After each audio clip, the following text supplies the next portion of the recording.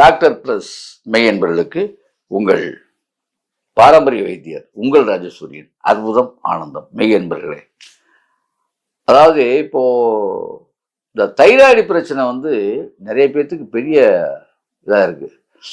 வேற ஒன்றும் இல்லை, அதுக்கு ஹார்மோன் குற்றமா மாறுது. கண்டிப்பா நீங்க மாமிசம் உள்ள இந்த வெள்ளைக்கோழி, இந்த பிராய்லர் கோழி, இந்த மாவு ஐட்டங்கள், புளிச்சு போன மாவு ஐட்டங்கள், முக்கியமா தைராய்டு வந்தவங்கலாம் அந்த மாவு ஐட்டங்களை கண்டிப்பா தவிர்க்கணும். ரொம்ப ரொம்ப மிக முக்கியமான விஷயம் அது. அது அது கல்லீரல் மேம்பட்டா எல்லாமே மேம்படும். அந்த தைராய்டுக்கெல்லாம் அதாவது பாரம்பரிய மருந்துகள்லாம் நிறைய இருந்தாலும் கூட எளிமையான முறையில் நீங்க உங்களை தக்க வச்சுக்கிறதுக்கான மருந்துகள்லாம் நிறைய நான் சொல்றேன். அதை ஃபாலோ பண்ணி பாருங்க. முடியாத பட்சத்துக்கு பாரம்பரிய வைத்தியரை நீங்க பார்த்தாகணும். நான் ஒன்று சொல்றேன் உங்களுக்கு. எப்படின்னா, தைராய்டு வருதுல்ல, இந்த தைராய்டு சம்பந்தப்பட்ட எல்லாருமே மிளகு, முதல்ல மிளகு ரொம்ப மிக முக்கியம்.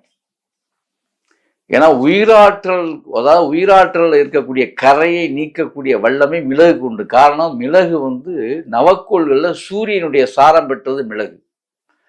அதுக்கு என்ன காரணம் அப்படின்னா, 10 மிளகு இருந்தா பங்காளி வீட்டில் போய் பயப்படாம சாப்பிடலாம்னு சொல்லுவாங்க. ஏன்னா பங்காளி விஷம் வச்சுருவாங்க. அந்த காலத்துல ஒரு இது இருக்கு. பங்காளினா எதிர்ப்பு, எதிராளி வீட்டில் போய் 10 மிளகு இருந்தால் சாப்பிடலாமாங்க. ஏன்னா வைக்கிற விஷத்தை முறிக்கக்கூடிய தன்மை நம்முடைய அந்த மிளகுக்கு உண்டு.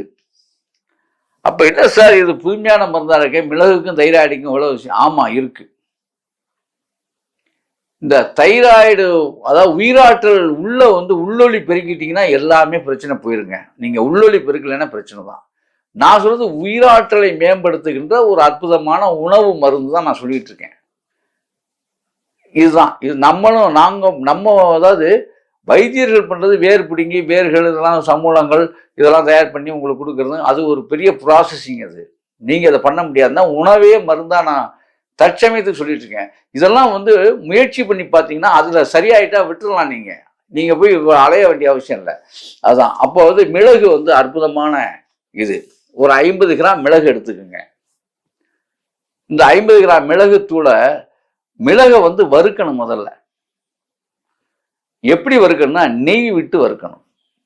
தைராய்டு உள்ளவங்களுக்கு மிளகை பசு நெய் விட்டு வறுக்க வேண்டும். ரைட்டு, மிளகை வறுத்துட்டோம். அடுத்து என்னங்க செய்யட்டும்? சுக்க அதே போல அது சுண்ணம் தயார் பண்ணி, சுக்கையும் அதே மாதிரி தயார் பண்ணி, சுக்குத்தூளும் அதோட அதே 50 கிராம் அளவுக்கு சுக்குத்தூளும் தயார் பண்ணிக்கணும். 50 கிராம் மிளகு, 50 கிராம் சுக்கு. அரிசி திப்பிலின்னு ஒரு திப்பிலி இருக்கு. இது ரொம்ப ரொம்ப அது வெறும் 25 கிராம் மட்டும் தயார் பண்ணீங்க. வெறும் 25 கிராம். அதையும் வறுக்கணுமா சார்? கண்டிப்பா வறுக்கணும். வறுத்து அதையும் பொடி பண்ணி வச்சுக்கணும். இப்போ 3ஐயுமே எடுத்தாச்சு. அதுல அரிசி திப்பிலி மட்டுமே உங்களுக்கு எவ்வளவு அப்படின்னா வெறும் 25 கிராம் தான். 50 கிராம் நம்ம சுக்கம் போட்டுட்டோம். முக்கியமா இந்த சுக்கு நீங்க கண்டிப்பா சுட்டுதான் போடணும். மிளகு 50 கிராம், அதை நம்ம வறுத்து தான் போட்டிருக்கோம். சுக்கு, மிளகு, திப்பிலி, இந்த 3 விஷயம். இந்த பாட்டு கூட போடுவாங்க, சுக்கு மீ லகுதி இப்பிலி பாடத்தில் யாரும் பாடுவான்னு சொல்லி. அப்ப இந்த சுக்கு மிளகு திப்பிலி நல்லா புரிஞ்சுக்கணும்.